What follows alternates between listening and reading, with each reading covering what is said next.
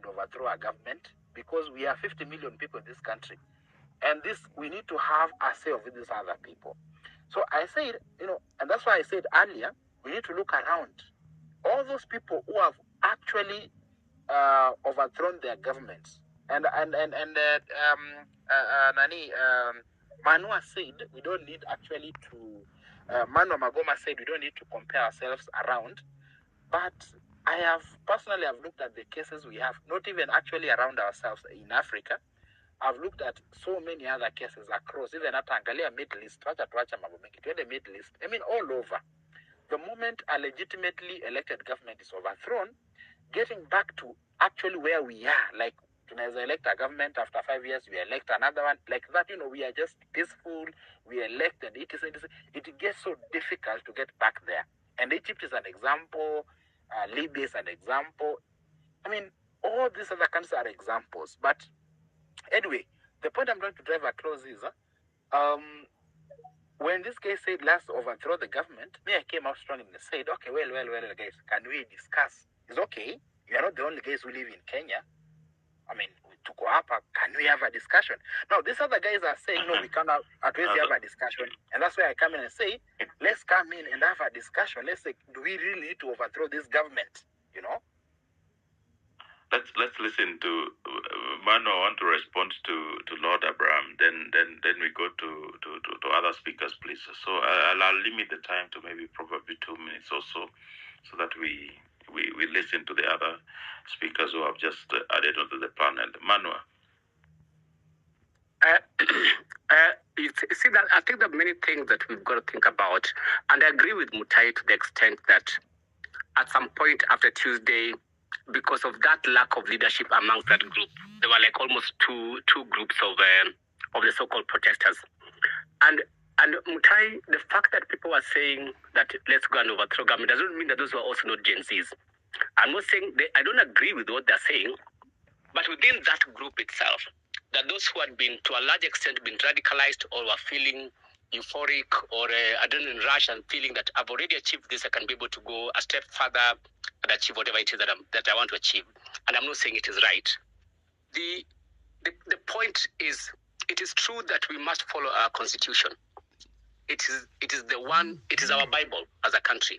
It is the thing that we after everything else fails, it is the constitution. However, when we are saying that, and my point was to saying that let's not compare ourselves to the countries around us, is that when we compare ourselves to the countries around us, we start limiting our ability to think about solutions for our country, because we will always think about those particular countries. Okay, how did they go about this and the other and the other?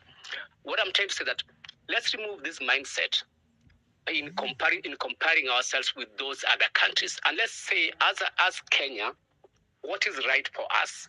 What do we believe is the thing that we need to do as Kenyans, and how does that affect me and you and the other person?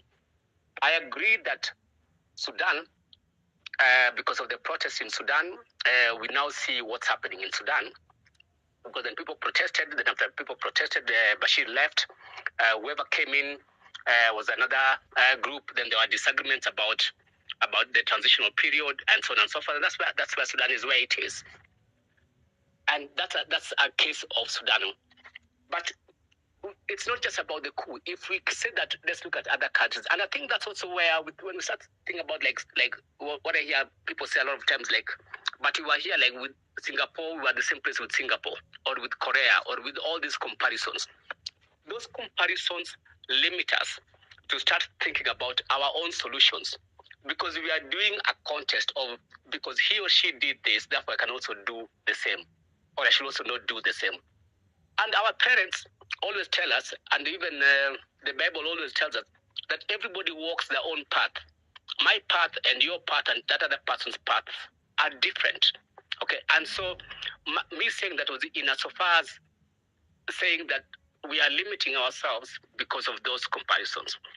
But let me also just add another point about what you said, Lord, that the president then came and assented to the bill. I think the anger for a lot of people was, did we have to get here? There were so many opportunities to be able to engage, to be able to withdraw some of those things. And emotions ran high because we didn't have to get to the point that we did. The actions that were taken could have been done a long time ago. And if you listen to what most people are saying online, the speech the president gave on Wednesday, a lot of people are saying that speech should have been done on Monday. And even if it couldn't have been given on Monday, then it could have even been given on Tuesday itself. And that's the point that a lot of people are making. That's the point that the Gen Zs are making, that you don't listen to us. We are asking for this. There's no space. You're saying, come, let's talk. But you're still doing that thing that we ask. We're telling that we don't want. I think those are the points that we should not lose from this conversation. Thank you. Thank you, Sana. I've just added, Manu and Jeto to be co-hosts here. And I wanted to give the microphone to Danson. Then we'll go to one of the ladies on the panel. We have Miriam there. So Danson, you have the microphone. Danson is an innovator, one of the big innovators in the country. Danson is the guy behind Jumbo Pay. So he's a very recognized voice in the space, and we appreciate you, Danson. Go ahead. Okay, thank you, Robert, and everyone else, and good evening and mornings for those who are not in our region. Danson, we cannot hear you.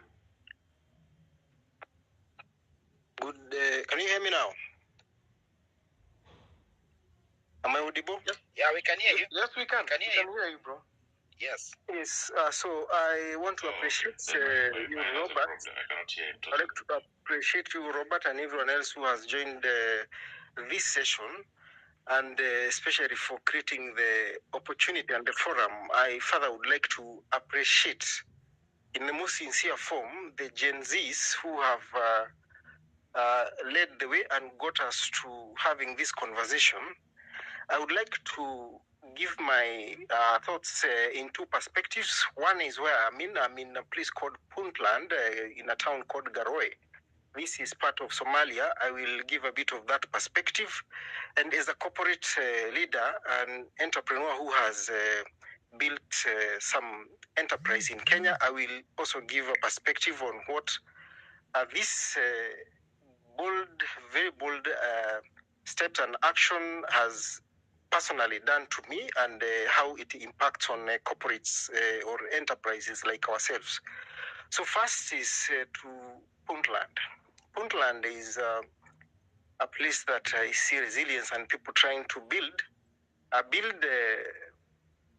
back from, from 1991, the country got to a place that was, it was generally one country, unitary country, and things got bad, and certainly a revolution happened.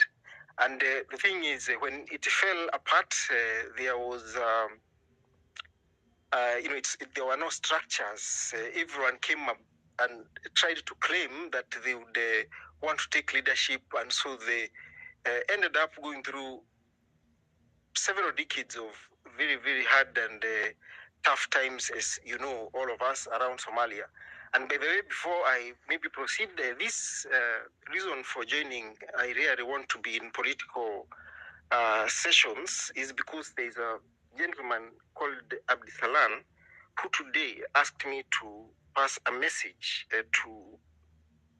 in fact, he didn't tell me Gen Z, he told me to my friends. And in Kenya, he said that they are very proud of Kenya for four things. One, he told me they are ever proud of our education systems. They are proud of our infrastructure, the roads we see around, the grids, the power that we have, although we have occasional blackout, the universities, the hospitals, and even our security forces, and the peace that we generally enjoy, and that we have a very bold, youthful generation that could challenge government. So they are very proud of that. But he says that we must also be reminded that should we proceed and go overboard and ban the country, they will also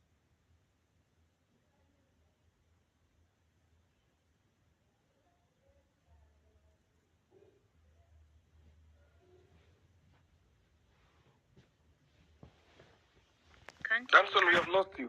We have lost you, Danson. Hello? I think we have lost him. Can you hear me now? Yes. I don't know why you lost me. I was. Can you hear me? Dunstan, yes.